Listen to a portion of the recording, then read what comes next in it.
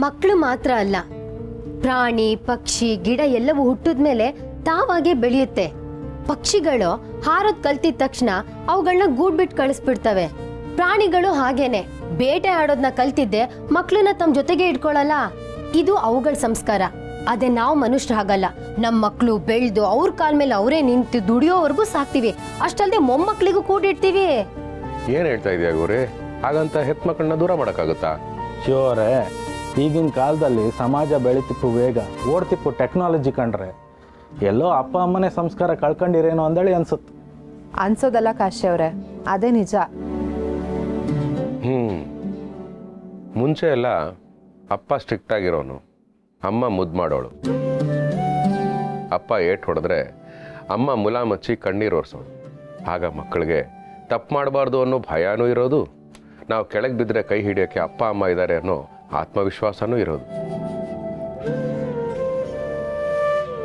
ಆದರೆ ಈಗ ಹಾಗಲ್ಲ. ತಂದೆ ತಾಯಿ ಮಕ್ಕಳನ್ನ ಓವರಾಗಿ ಮುದ್ದು ಮಾಡ್ತಾರೆ. ಅವ್ರ ಕೈಲಿ ಒಂದು ಕೆಲಸನೂ ಮಾಡಿಸಲ್ಲ. ಅಂಥ ಮಕ್ಕಳಿಗೆ ಯಾರಾದರೂ ಅಂದರೆ ಸಾಕು ಡಿಪ್ರೆಷನ್ಗೆ ಹೊರಟೋಗ್ತಾರೆ.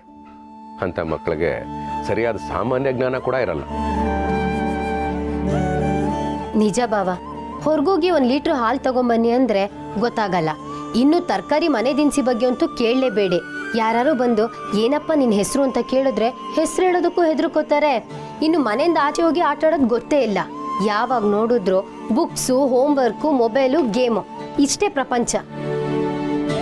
ಅಂತ ಮಕ್ಕಳ ಭವಿಷ್ಯ ತುಂಬ ಕಷ್ಟ.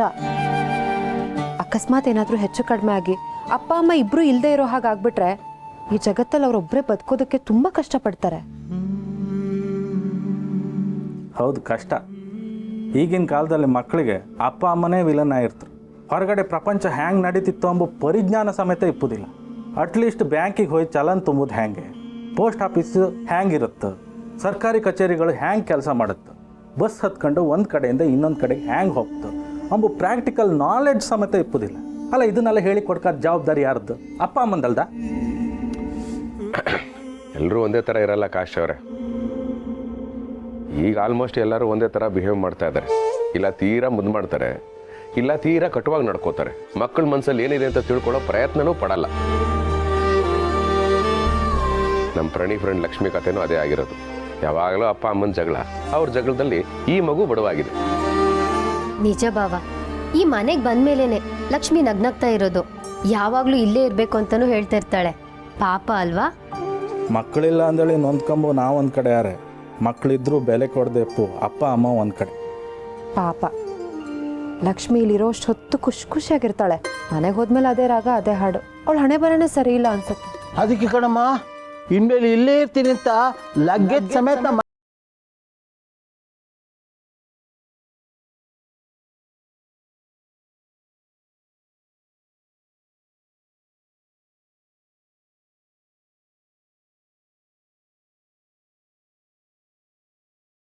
ಇದ್ರೆ ಖುಷಿಯಾಗಿರ್ತಾಳಂತೆ.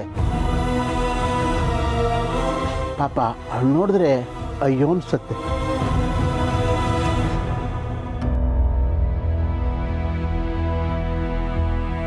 ರೀ, ಈಗ ಏನ್ರಿ ಮಾಡೋದು?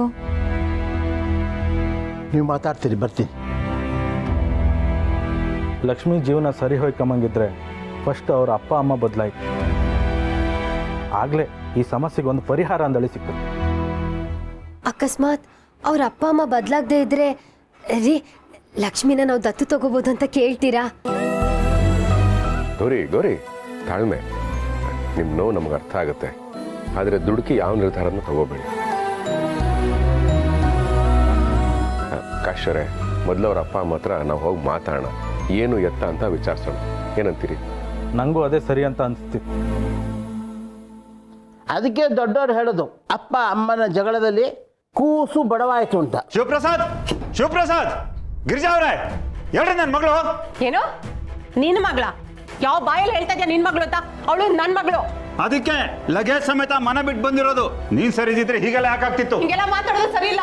ನೀನ್ ಮಾತಾಡ. ಹಲೋ, ಇರಿ. ಏನ್ ಮಾಡ್ತಾ ಇದ್ದೀರಾ ನೀವು? ಇದು ನಮ್ಮನೆ, ಶಿವಕೃಪಾ. ನಮ್ಮನೆಗೆ ಬಂದು ನೀವ್ಯಾಕೆ ಜಗಳ ಆಡ್ತಾ ಇದ್ದೀರಾ? ರೀ, ಅದೆಲ್ಲ ಬೇಕಿಲ್ಲ. ನನ್ನ ಮಗಳನ್ನ ಎಲ್ಲಿ ಬಚ್ಚಿಟ್ಟಿದ್ದೀರಾ ಅದನ್ನ ಹೇಳಿ. ಮೊದಲು ಈ ಮಾತನ್ನ ವಾಪಸ್ ತಗೊಳ್ಳಿ. ನಿಮ್ಮ ಮಗಳನ್ನ ನಾವ್ಯಾಕ್ರಿ ಬಚ್ಚಿಡ್ತೀವಿ? ಅಪ್ಪ ಅಮ್ಮ, ನೀವಿಬ್ರು ಇಲ್ಲೇನ್ ಮಾಡ್ತಿದ್ದೀರಾ? ಲಕ್ಷ್ಮಿ, ಏನಮ್ಮ ನೀನು ಇವ್ರ ಮನೇಲಿ ಬಂದಿದ್ಯಾ? ನಿನಗೇನಮ್ಮ ನಾನು ಕಡಿಮೆ ಮಾಡಿದ್ದೀನಿ? ಬಾ ಮನೆಗೆ ಹೋಗೋಣ.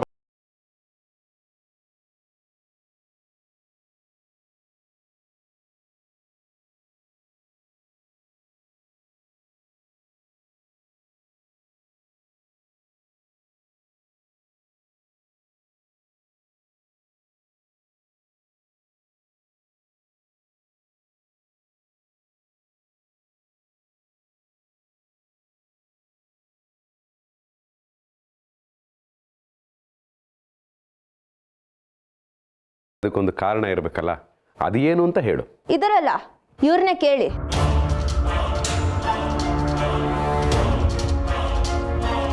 ಲಕ್ಷ್ಮಿ, ಯಾಕೆ ಹೀಗೆ ಮಾತಾಡ್ತಿದ್ಯಾ? ನಾನೇನಾದ್ರೂ ನಿಂಗೆ ಹರ್ಟ್ ಮಾಡಿದ್ದೀನಾ? ಮಾಡಿರ್ತೀಯ ಕಣೆ, ನಿಮ್ಮ ಮನೆಯವರೇ ಆಗಲ್ವಾ? ದೊಡ್ಡವರು ಒಂದು ಮಾತು ಹೇಳಿದ್ದಾರೆ, ಕುಲ ನೋಡಿ ಹೆಣ್ಣು ತರಬೇಕು, ಜಲ ನೋಡಿ ಬಾವಿ ತೆಗಿಬೇಕು ಅಂತ. ಓಹೋ, ನಿಮ್ಮನೆಯವ್ರೇನು ಕಡಿಮೆನಾ? ಮದ್ವೆ ದಿನ ವರದಕ್ಷಿಣೆಯಲ್ಲಿ ಬರೀ 5,000 ರೂಪಾಯಿ ಕಡಿಮೆ ಆಗಿದ್ದಕ್ಕೆ ಆಕಾಶ ಭೂಮಿನೇ ಒಂದು ಮಾಡ್ಬಿಟ್ರು. ಹೇಯ್!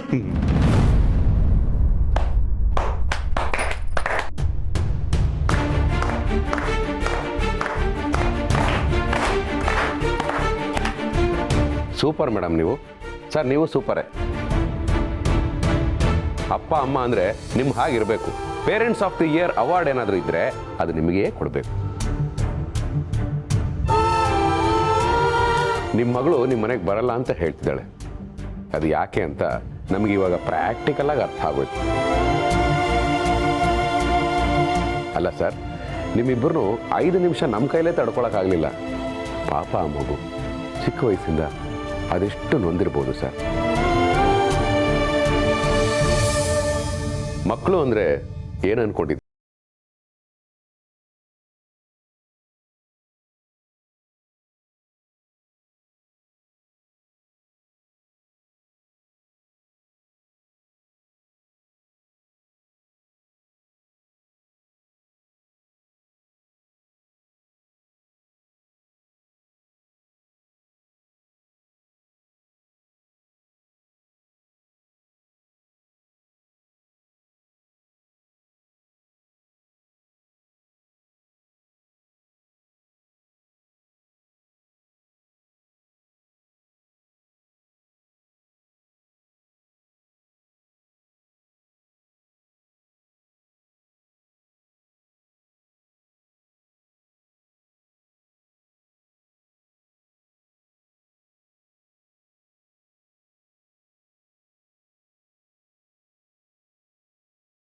ಎಲ್ಲರ ಮನೇಲೂ ಇರುತ್ತೆ.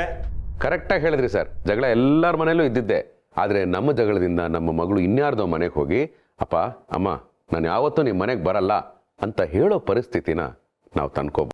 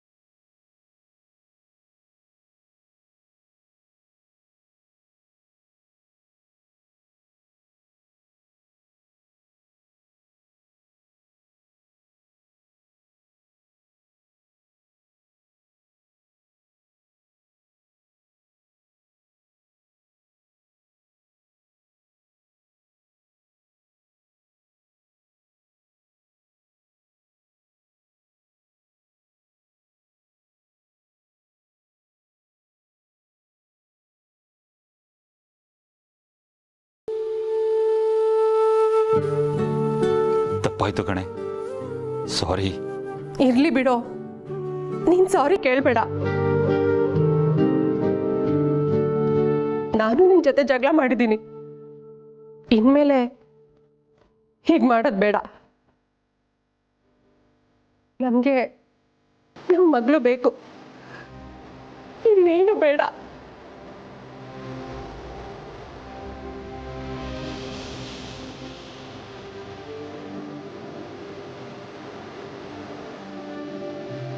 ಅವಳನ್ನ ನಾವು ಚೆನ್ನಾಗಿ ನೋಡ್ಕೊಳ್ಳೋಣ.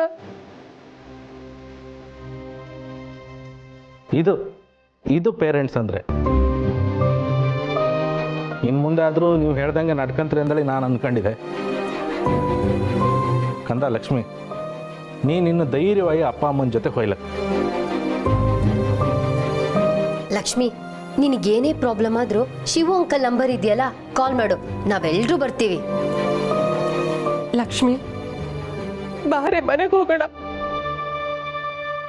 ಮಗಳೇ, ಪುಟ, ಬಾರೋ.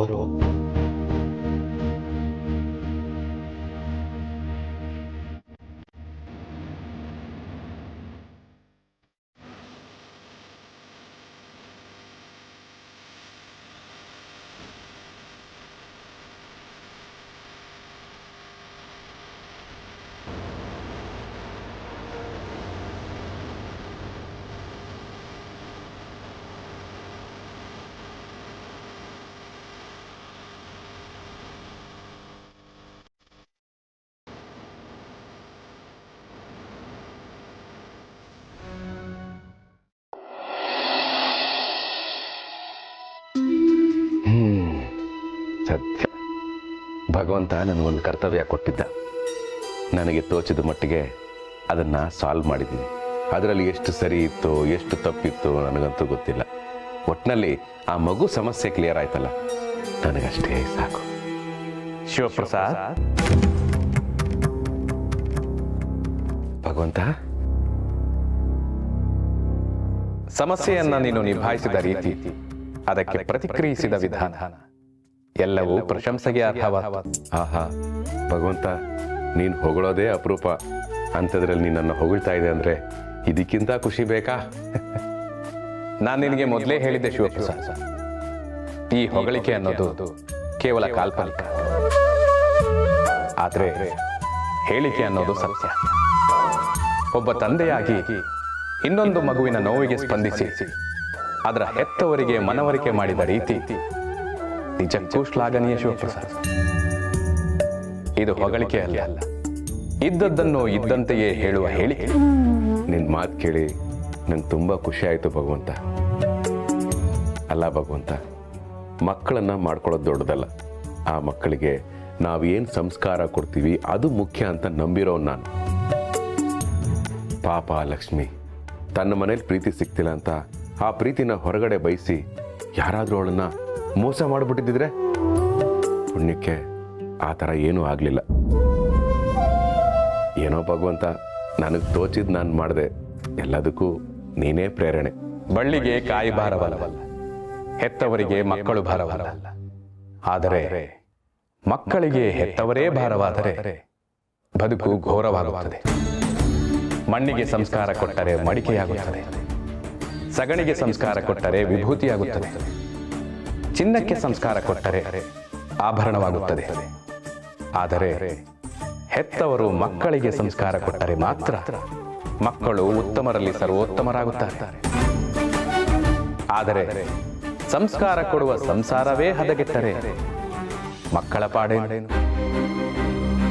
ಹೆಂಡತಿಯ ಮೇಲೆ ಗಂಡನ ದರ್ಪ, ಗಂಡನ ಮೇಲೆ ಹೆಂಡತಿಗೆ ಕೋಪ, ಇಬ್ಬರಲ್ಲೊಬ್ಬರು ಗೆಲ್ಲಲೇಬೇಕು. ಇಲ್ಲವಾದರೆ ಯುದ್ಧಕ್ಕೆ ವಿರಾಮವೇ ಇಲ್ಲ. ಹೆಣ್ಣು ಹೊನ್ನು ಮಣ್ಣಿಗಾಗಿ ನಡೆಯುವ ಯುದ್ಧಕ್ಕೆ ಅಂತ್ಯವಿದೆ ಶಿವಪ್ರಸಾದ್. ಆದರೆ ಅಹಂಕಾರಕ್ಕಾಗಿ ನಡೆಯುವ ಯುದ್ಧಕ್ಕೆ ಸಾವಿಲ್ಲ. ಏಕೆಂದರೆ ಮನುಷ್ಯನಿಗೆ ತನ್ನ ಜ್ಞಾನದ ಬಗ್ಗೆ ಅಹಂಕಾರವಿದೆ, ತನ್ನ ಅಹಂಕಾರದ ಬಗ್ಗೆ ಜ್ಞಾನವೇ ಇಲ್ಲ. ಈಗಲೂ ಕಾಲ ಮಿಂಚಿಲ್ಲ.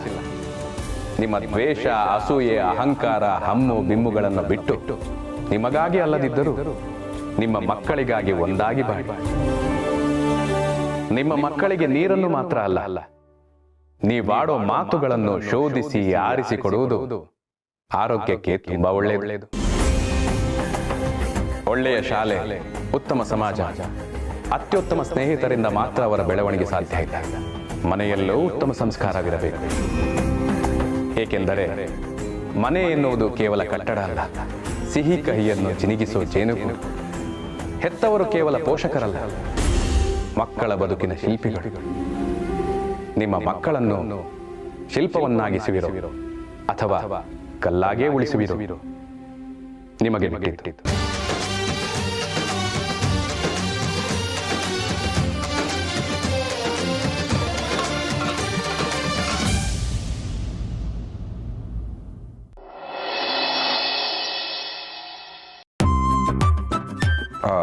ಮಾರ್ಗಿ ಮೇಡಮ್, ವಾ ಇನ್ನೂ ಫೋನ್ ನೋಡ್ಕೊಂಡೇ ಕೂತಿದ್ದೀರಾ? ಸುಮ್ಮನೆ ಆ ಡೀಲಿಂಗ್ ರಾಜು ಬಂದರೆ ಹಿಂಸೆ ಕೊಡ್ತಾನೆ. ಸರ್, ಡೀಲಿಂಗ್ ರಾಜು ಬಂದರೂ ಹಿಂಸೆ, ಬರದೇ ಇದ್ರೂ ಹಿಂಸೆ, ಒಟ್ನಲ್ಲಿ ಆ ಹೆಸರೇ ದೊಡ್ಡ ಹಿಂಸೆ. ಅಲ್ಲ ರಾಮಯ್ಯ, ಆಫೀಸ್ ಟೈಮಲ್ಲಿ ಫೋನ್ ನೋಡ್ಕೊಂಡು ಕೂತಿದ್ರೆ ಯಾರೇ ಆಗಲೇ ಬೈಯಲ್ವಾ? ಶಿವು ಸರ್, ನಾನು ಎಲ್ಲ ಕೆಲಸ ಮುಗಿಸಿನೇ ಫೋನ್ ನೋಡ್ತಾ ಇರೋದು. ಆಗ ನನ್ನ ಕೆಲಸಗಳನ್ನ ಮುಗಿಸ್ಕೊಬಿಡಿ, ಇಬ್ರು ಕುತ್ಕೊಂಡು ಒಟ್ಟಿಗೆ ರೀಲ್ಸ್ ನೋಡೋಣ. ಬಾಬು ಅವರೇ, ನಾನು ರೀಲ್ಸ್ ನೋಡ್ತಾ ಇಲ್ಲ. ವಾಷಿಂಗ್ ಮಿಷಿನ್ ಹಳೇದಾಗಿದೆ, ಅದನ್ನ ರಿಪ್ಲೇಸ್ ಮಾಡೋಣ ಅಂತ ಹೊಸ ವಾಷಿಂಗ್ ಮಿಷಿನ್ ನೋಡ್ತಾ ಇದ್ದೀನಿ. ಹಾಂ, ವಾಷಿಂಗ್ ಮಿಷಿನ್ ತೊಗೊಂಡು ಇನ್ನೂ 1 ವರ್ಷ ಆಗಿಲ್ಲ, ಆಗಲೇ ಹಳೇದಾಯಿತು ಅಂತ ಹೊಸ ವಾಷಿಂಗ್ ಮಿಷಿನ್ ತೊಗೋತಾ ಇದ್ದೀರಾ. ಪುಣ್ಯ ಮಾಡಿದ್ದೀರಾ. ಆದರೆ ನಮ್ಮನೇಲಿ ಇನ್ನೂ ಕೈಯಲ್ಲೇ ವಾಶ್ ಮಾಡೋದು, ಅದಕ್ಕೆ ನನ್ನ ಬಟ್ಟೆಗಳು ಫಳಫಳ ಅಂತ ಹೊಳಿತಾ ಇರುತ್ತೆ. ಅದನ್ನು ನಾನು ಮಾತ್ರ ಹೇಳ್ಕೊಳ್ತೀನಿ. ಶಿವು, ಪಾಪ ಮಾರ್ಗೀತನ ಏನು ಮಾಡ್ತಾಳೆ ಹೇಳು? ಮನೆಯಲ್ಲಿ ವಯಸ್ಸಾದ ತಾಯಿ, ಹೀಗೆ ಹೊರಗೆ ಬಂದು ದುಡಿಬೇಕು. ಈ ಕೆಲಸದವ್ರು ಹುಡ್ಕೋದೇ ಒಂದು ದೊಡ್ಡ ಗೋಳಾಗ್ಬಿಟ್ಟಿದೆ. ವಾಷಿಂಗ್ ಮಿಷಿನ್ ಇದ್ರೆ ಅನುಕೂಲ ಅಲ್ವಾ?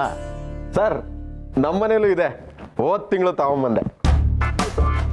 ಹಂಗಂದ್ರೆ ಹೋದ ತಿಂಗಳುಗಳಲ್ಲಿ ನಿಮ್ಮ ಪಕ್ಕದ ಮನೆಗಳಲ್ಲೂ ವಾಷಿಂಗ್ ಮಿಷಿನ್ಗಳು ತಂದಿರ್ಬೇಕಲ್ವೇ?